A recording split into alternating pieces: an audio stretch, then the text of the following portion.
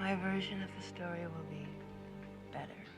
There's a kind of Hollywood disappearance that doesn't come with scandal or headlines. Someone's everywhere, and then they're just not. You see them pop up years later and think, wait, what happened to them? But that's the wrong question. They didn't fail. They didn't vanish. Hollywood just stopped knowing what to do with them. You see this happen to actresses all the time, especially the ones who were never simple, never soft, never easy to control. Rebecca de Mornay was supposed to be a star. She had the face, the presence, the moment. And then, quietly, she slipped out of the spotlight. So what happened? How does someone disappear without ever making a wrong move? Let's peel it back. Rebecca de Mornay was born in Santa Rosa, California, in 1959. Her mother was a disc jockey and television host. Her father she met only twice. There's already something there, in that absence, a kind of self-sufficiency that would later become a signature. This wasn't a Hollywood family. This wasn't someone groomed from childhood to perform. This was someone who had to figure it out alone. She moved to Austria as a teenager, where she studied acting and attended German-speaking schools. Not New York, not Los Angeles, Austria. That choice tells you something. It tells you she was serious before she had any reason to be. It tells you she wanted the craft, not just the career. And when you start from that place, from discipline before ambition, you build differently. You build with intention. She returned to the States and studied at the Lee Strasberg Theater Institute. All those years of training, all that structure, it gave her something specific. A belief that acting was about revelation, not decoration. That you could show something true even in a completely fabricated scenario. That intelligence wasn't something you turned on and off. It was the baseline. Her first significant film role came in 1981 with One from the Heart. Ambitious, troubled, beautiful experiment from Francis Ford Coppola. She was barely in it. A small part. But even then, there was that quality. That sense of someone who knew exactly what she was doing, even if the camera was only catching fragments. But then it was Risky Business in 1983. That changed everything. She played Lana, a call girl who seduces Tom Cruise's clean-cut suburban teenager and then pulls him into a world he doesn't understand. The role could have been a cliché. The fantasy, the danger, the older woman who corrupts. But de Mornay didn't play it that way. She played it with agency, with clarity. Lana wasn't a victim or a villain. She was someone making decisions in real time. Someone who understood the transaction and wasn't apologizing for it. There's that scene where she first appears in Joel's house. The way she moves through the space, the way she looks at him. It's not seduction in the obvious sense. It's assessment. She's deciding whether he's worth her time, whether this is going to work. And that inversion of power, that refusal to play the fantasy straight, it made the performance unforgettable. Suddenly, Rebecca de Mornay was someone the industry noticed. She was 24 years old. She had that face, beautiful, yes, but not in the soft way Hollywood usually preferred. Sharp, defined, the kind of beauty that suggested consequence. And the roles started coming. But here's where the pattern starts to emerge. The industry looked at Risky Business and decided it knew what Rebecca de Mornay was good at.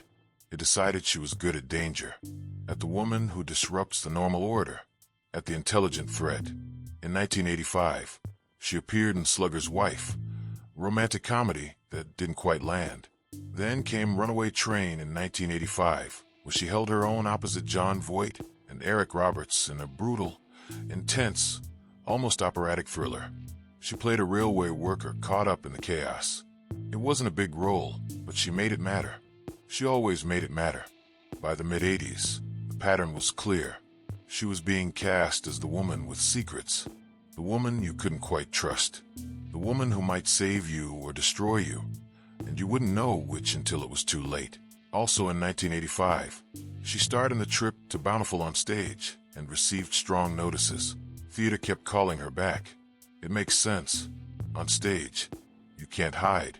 You can't rely on editing or angles or close-ups. You have to be fully present, fully committed every single night.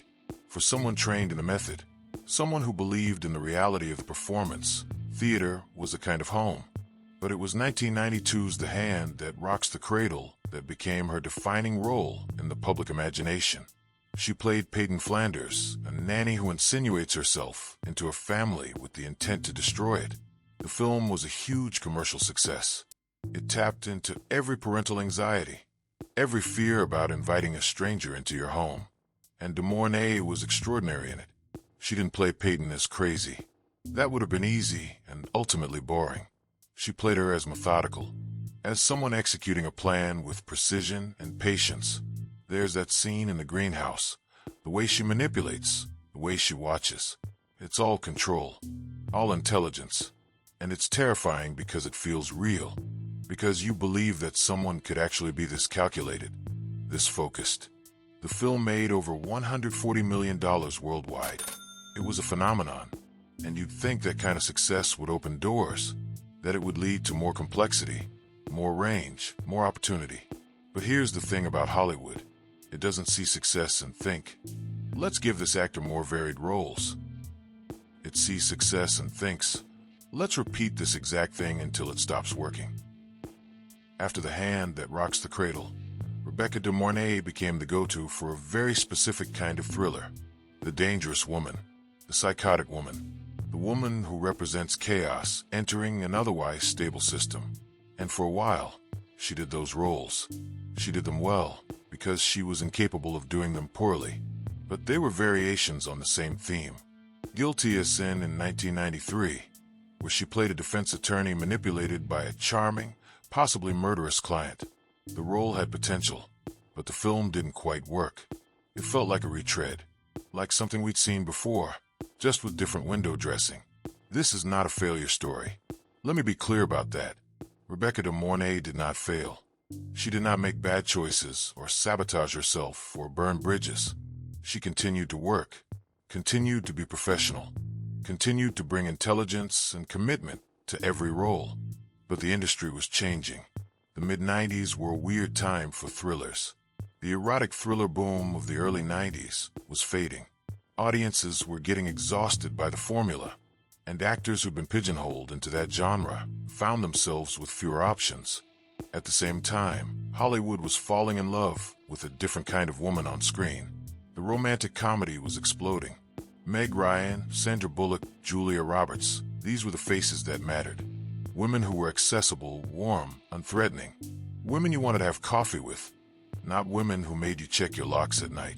Rebecca de Mornay's intelligence, her controlled intensity, it didn't fit that mold, and she wasn't interested in forcing it. She'd spent her whole career playing women with agency, women who acted rather than reacted, women who knew exactly what they were doing. Shifting to play the befuddled romantic lead, the woman waiting to be saved, the woman whose intelligence was decorative rather than functional, that would have required erasing everything that made her interesting. So she didn't do it. She turned down roles. She was selective. She waited for things that made sense. And in Hollywood, when you're selective, you get labeled difficult. Not unreasonable, not principled, difficult. Because the assumption is that if you're not saying yes to everything, you must not want to work, which is a fundamental misunderstanding of what it means to have standards. In 1995, she had a memorable role in Never Talk to Strangers. The film itself was middling, but her performance had that same quality it always had. Precision, intention, the refusal to phone it in. But the film business was moving on. The kind of mid-budget thriller that had been her bread and butter was disappearing. Studios wanted either massive blockbusters or tiny independents. The middle ground was collapsing, and actors who'd made their careers in that middle ground found themselves displaced. Rebecca de Mornay started doing more television, a guest spot here, a recurring role there. In the 2000s, she was in The Winner for a season. She appeared in multiple episodes of Jessica Jones from 2015 to 2019. She played Elisa Jones, Jessica's mother, with that same intensity, that same intelligence. The role required her to be both sympathetic and dangerous, both victim and threat. It was good casting. It reminded people what she could do. But television is a different animal. You're one voice in a larger ensemble. You serve the story, not the other way around. For someone who'd carried films, who'd been the center of the frame, It's an adjustment, not a come down, an adjustment. Here's what's important to understand. Rebecca de Mornay has always been extraordinarily private. She doesn't do a lot of press. She doesn't share personal details. She doesn't perform her life for public consumption. In an era where celebrity requires constant visibility, constant engagement, constant content, that kind of privacy feels almost radical, but it's consistent with everything else. If you spend your career playing women who don't explain themselves, who exist on their own terms, why would you suddenly start explaining yourself in real life? Why would you perform intimacy for strangers? Acting for someone like her is a kind of permission.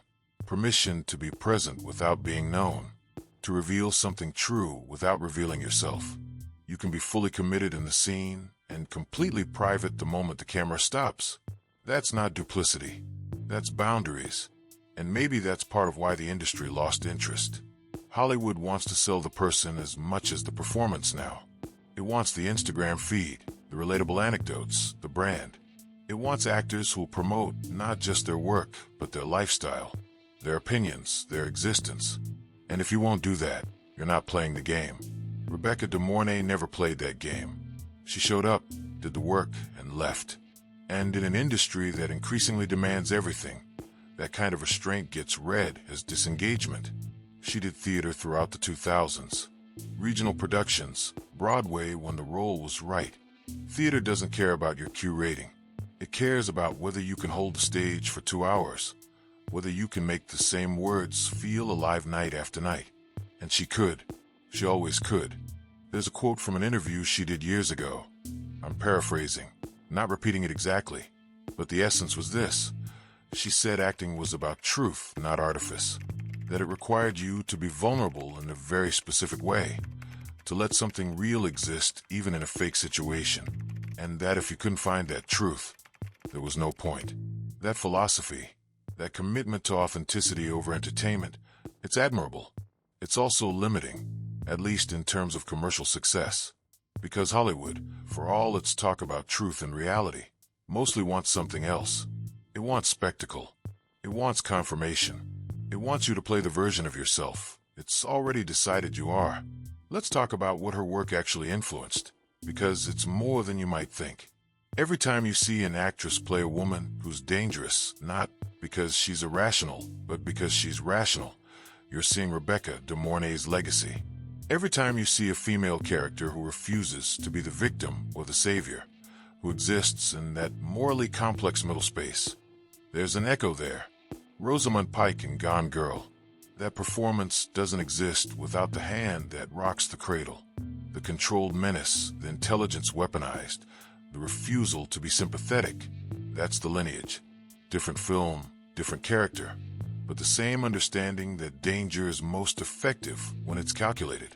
Even someone like Emily Blunt in The Girl on the Train, playing a woman whose reliability is constantly in question, whose intelligence is both her weapon and her weakness. That's part of the same tradition. These aren't direct imitations. They're evolutions. They're proof that what Rebecca de Mornay did in those films in the 80s and 90s, it opened a door. It showed that you could play a woman who scared people not because she was a monster, but because she understood exactly how power worked and was willing to use it.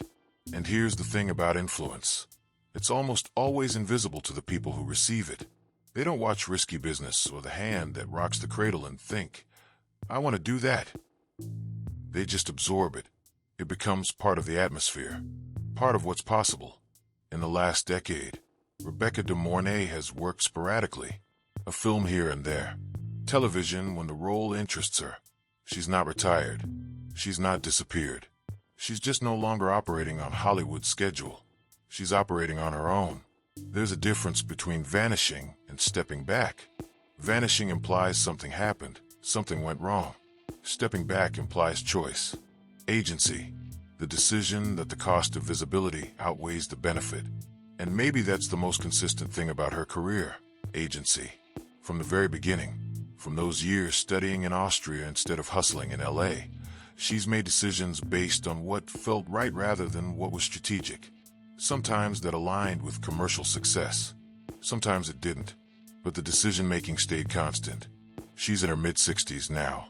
still working occasionally, still private, still uninterested in performing her life for public consumption. And honestly, there's something quietly radical about that in 2026, in an age where everyone is expected to be available, accessible, constantly engaged. The industry didn't know what to do with her intelligence then, and it still doesn't quite know now. But that's not her problem. That's never been her problem. Her problem was always just to do the work truthfully, to find the reality in the scene, to refuse to be less than fully present. And she did that.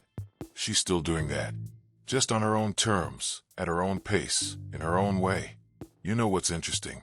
We talk about actors disappearing as if it's always a tragedy, as if the only valid career is one of constant escalation, constant visibility, constant relevance by industry standards.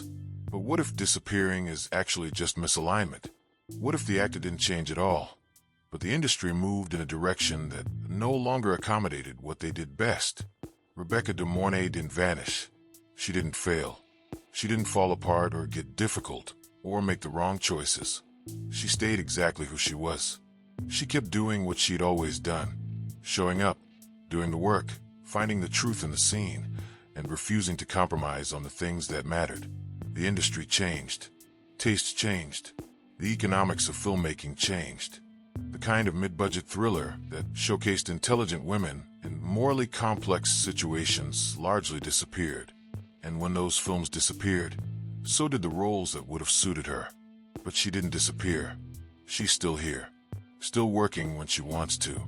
Still bringing that same intelligence, that same precision, that same refusal to phone it in. Just in smaller projects. Quieter projects. Projects that don't make the trades or dominate the conversation. And maybe that's fine. Maybe that's actually a kind of success that we don't talk about enough. The success of longevity on your own terms. The success of doing the work you want to do without having to perform gratitude for work you don't. The success of maintaining your privacy, your dignity, your sense of self, even as the industry tries to shape you into something more marketable. There are worse things than being undervalued by Hollywood. There are worse things than not being famous anymore. There's compromising everything you believe about your craft just to stay visible. There's saying yes to things that diminish you because you're afraid of being forgotten. There's performing a version of yourself that's acceptable to an industry that doesn't actually care about you beyond your utility.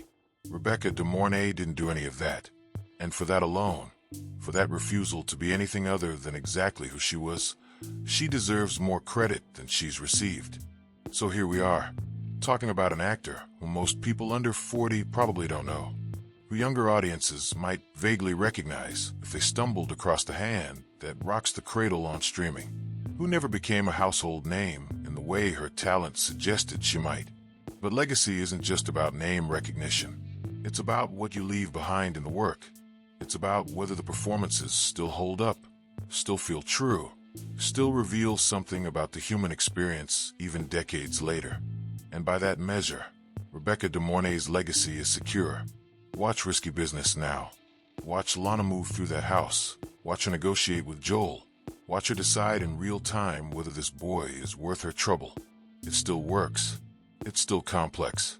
She's still fully present, still intelligent, still refusing to be the fantasy. Watch the hand that rocks the cradle. Watch Peyton execute her plan with methodical precision. Watch her manipulate every person in that house with calculated moves that never feel unearned. It's still terrifying because it still feels real. The performances hold up. That's not nothing. That's actually everything. There's a tendency to treat actors like products with shelf lives, as if after a certain point, after a certain age, or a certain number of years out of the spotlight, they're used up, finished. But acting isn't like that. Acting is a craft that can deepen with time, that can become more nuanced, more textured, more interesting as the actor ages and accumulates experience.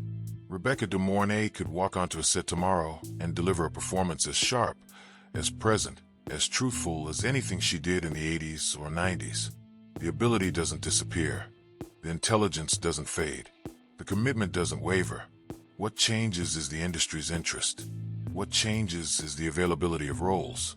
And that's frustrating. Sure, it's frustrating to watch someone with that much talent, that much skill, not be given opportunities commensurate with their abilities.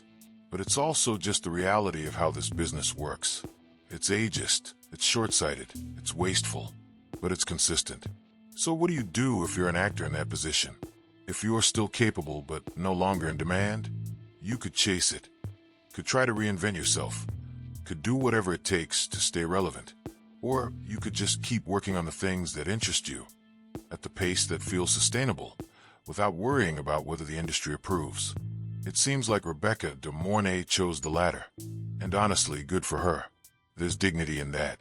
There's self-respect in that. There's an understanding that your worth isn't determined by whether Hollywood wants you this year. She's done some writing, some directing, expanding the ways she engages with storytelling beyond just acting. That makes sense. If you've spent decades thinking about how scenes work, how characters function, how stories reveal truth, why wouldn't you want to explore those questions from other angles? But even that work has been quiet. No big announcements, no publicity campaigns, just the work itself, done for its own sake, shared when it feels right. In a way, her career is a case study in the difference between what Hollywood says it values and what it actually values. It says it values talent, craft, dedication, intelligence, but what it actually values is marketability, predictability, willingness to play the game. And when those things don't align, when an actor has all the qualities Hollywood claims to want but none of the qualities it actually needs, you get a career like this. Brilliant but underutilized, respected but not celebrated, present but somehow invisible.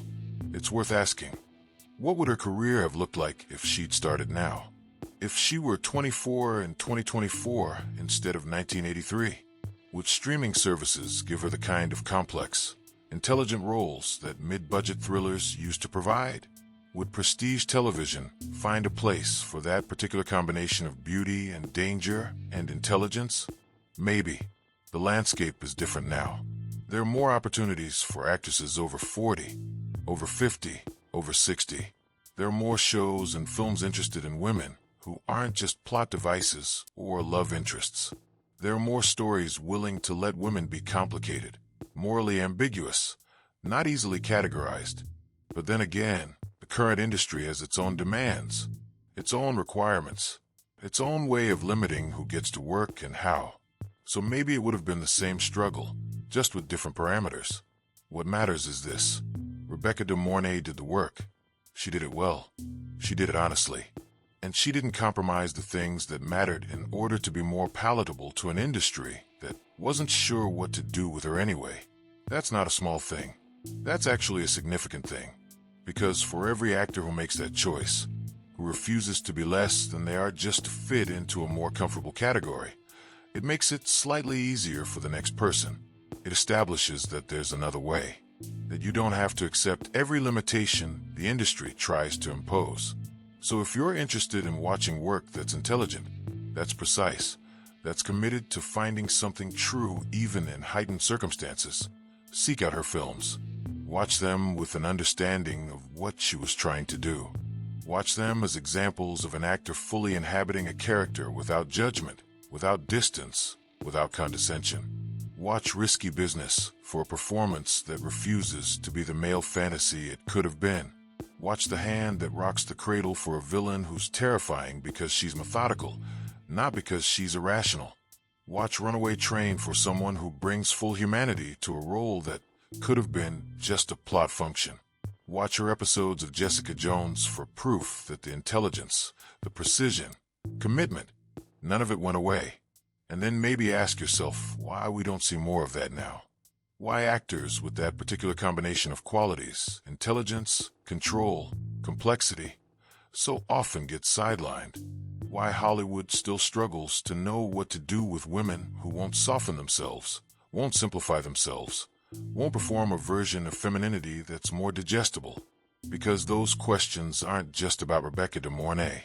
They're about the industry itself, about what it chooses to value and what it chooses to discard, about how it defines success and failure, presence and absence, relevance and irrelevance.